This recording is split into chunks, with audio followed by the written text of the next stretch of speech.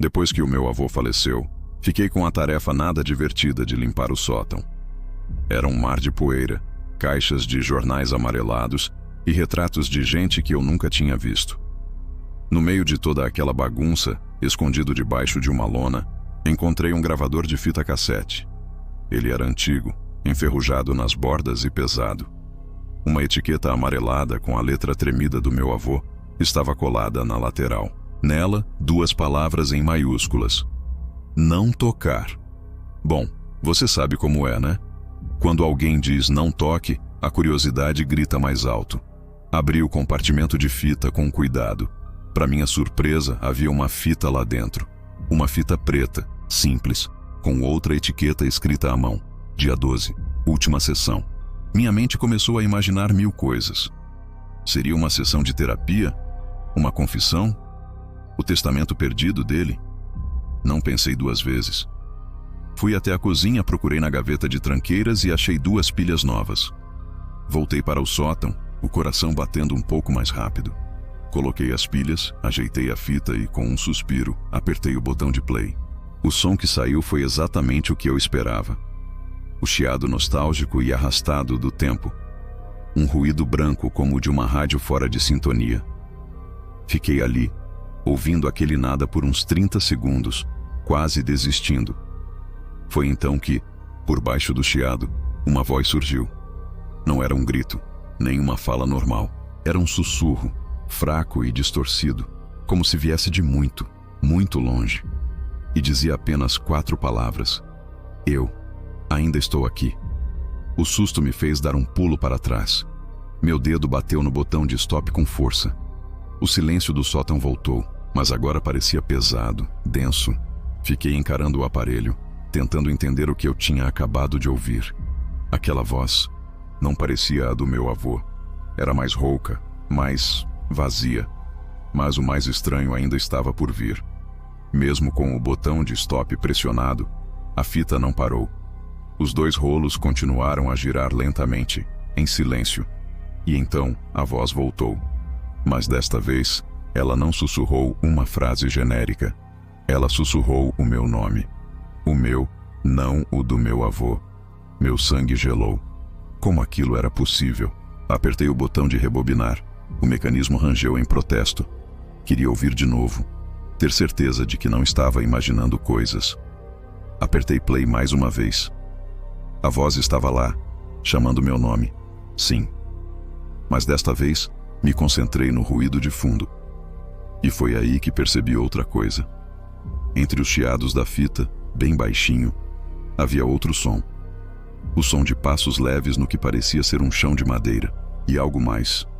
Uma respiração ofegante, bem próxima do microfone que gravou aquilo. Larguei o gravador na mesa como se ele queimasse. Meu instinto era sair correndo dali, mas eu estava paralisado. Desci as escadas para a cozinha. Precisava de um copo d'água, precisava de distância. Enquanto a água gelada descia pela minha garganta, meus ouvidos ainda zumbiam com o chiado.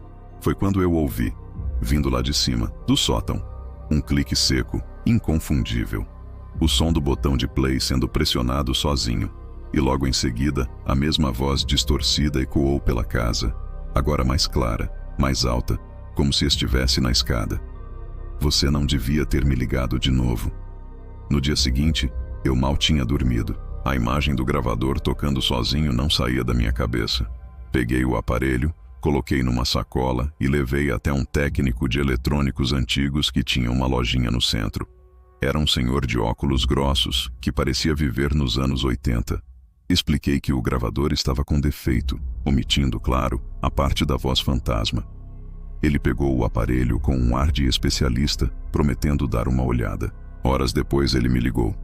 Quando voltei à loja, o técnico estava com uma expressão estranha. O gravador estava aberto sobre a bancada, peças e parafusos espalhados. Ele apontou para a fita cassete. Olha, garoto, ele disse. Eu limpei os cabeçotes, troquei umas borrachas, o aparelho está funcionando. Mas essa sua fita, ela não tem trilha de áudio. Ela está virgem, completamente em branco. Eu não entendi nada. Voltei para casa com o gravador debaixo do braço, a cabeça a mil. Como assim em branco? Eu tinha ouvido. Chegando em casa, coloquei a fita e apertei play. Ele tinha razão. Silêncio. Só o zumbido mecânico do motor girando. Nem chiado, nem voz, nada. Um alívio percorreu meu corpo, mas durou pouco. Pensei, talvez fossem as pilhas. Abri o compartimento e tirei as 2 pilhas que eu havia colocado. O gravador deveria ter morrido ali, mas não morreu. As engrenagens continuaram a girar. E no silêncio absoluto do aparelho sem energia, eu ouvi de novo. O mesmo sussurro, agora parecendo vir de dentro da minha própria cabeça. Faz tempo que eu espero você apertar play. Aquilo quebrou qualquer lógica que eu ainda tentava manter. Um aparelho sem energia, uma fita sem gravação.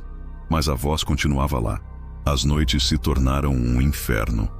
Eu escondia o gravador no armário, mas às vezes, no meio da madrugada, eu ouvia o clique do play, seguido de sussurros. Ontem à noite foi a pior de todas. O gravador começou a tocar sozinho na sala. Fui até lá, apavorado. A voz estava diferente. Ela falava frases desconexas, palavras soltas, como se estivesse contando uma história antiga e fragmentada. Memórias que não eram minhas, nem do meu avô. Fiquei ali, parado no escuro, apenas ouvindo. De repente, a gravação parou. Um silêncio total por uns 10 segundos. E então, a voz disse, com uma clareza assustadora: "Olhe para trás." Meu corpo se arrepiou por inteiro. Eu não queria virar, mas era como se uma força me obrigasse. Lentamente, eu olhei por cima do ombro.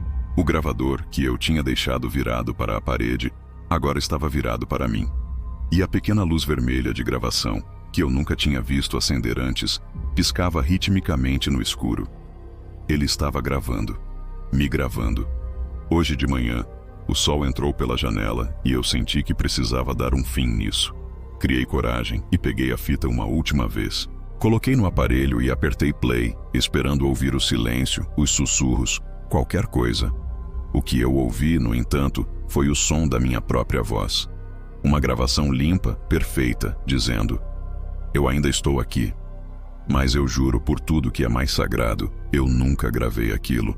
Eu não sei mais o que é real." E a luz vermelha, ela continua piscando.